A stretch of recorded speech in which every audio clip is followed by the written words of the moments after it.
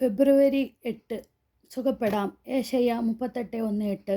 ആ ദിവസങ്ങളിൽ ഹെസക്കിയാ രോഗിയാവുകയും മരണത്തോടടുക്കുകയും ചെയ്തു. ആമോസിന്റെ പുത്രനായ യെശയ്യാ പ്രവാചകൻ അവനെ സമീപിച്ചു പറഞ്ഞു, കർത്താവ് അരുളിച്ചെയ്യുന്നു, നിന്റെ ഭവനം ക്രമപ്പെടുത്തുക, എന്തെന്നാൽ നീ മരിക്കും, സുഖം പ്രാപിക്കുകയില്ല.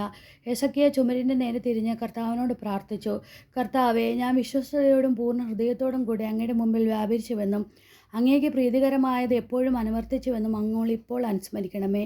അനന്തരം ഹെസക്കിയാ വേദനയോടെ കരഞ്ഞു.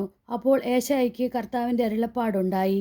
കർത്താവ് അരുളിച്ചെയ്യുന്നു, നിന്റെ പ്രാർത്ഥന ഞാൻ ശ്രവിച്ചിരിക്കുന്നു, നിന്റെ കണ്ണുനീർ ഞാൻ ദർശിച്ചു. ഇതാ, നിന്റെ ആയുസ്സ് 15 വർഷം കൂടി ഞാൻ ദീർഘിപ്പിക്കും.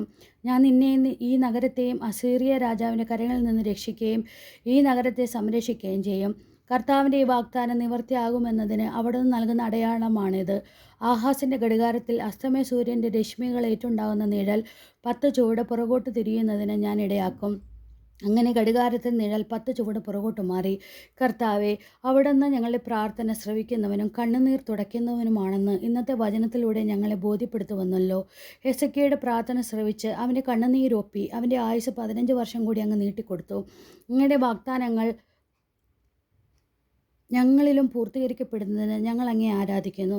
നിന്റെ അലച്ചിലുകൾ ഞാൻ എണ്ണിയിട്ടുണ്ട്, നിന്റെ കണ്ണുനീർ കണങ്ങൾ കുപ്പിയിൽ ശേഖരിച്ചിട്ടുണ്ട് എന്ന വചനങ്ങൾ കഴിഞ്ഞ നാളുകളിൽ ഞങ്ങൾ അനുഭവിച്ചറിഞ്ഞിട്ടുണ്ട്. കർത്താവെ, ഞങ്ങളുടെ സുഖത്തിലും ദുഃഖത്തിലും ഒന്നുപോലെ അങ്ങയിൽ ആശ്രയം വയ്ക്കുവാൻ ഞങ്ങളെ പഠിപ്പിക്കണമേ. വിശ്വസ്തയോടെ പൂർണ്ണ ഹൃദയത്തോടെ അങ്ങയുടെ മുമ്പിൽ വ്യാപരിക്കുവാൻ ഞങ്ങളെ അനുഗ്രഹിക്കണമേ. എപ്പോഴും അങ്ങേക്ക് പ്രീതികരമായത് ചെയ്യുവാൻ ഞങ്ങളെ പ്രചോദിപ്പിക്കണമേ. അങ്ങയുടെ മുമ്പിൽ ഹെസക്കിയെപ്പോലെ ഹൃദയം തുറക്കുവാനും എല്ലാ പ്രാർത്ഥനകളും അങ്ങയുടെ സാന്നിധ്യം അനുഭവിക്കുവാനും കൃപയാകണമേ. സുഹൃത ജപം.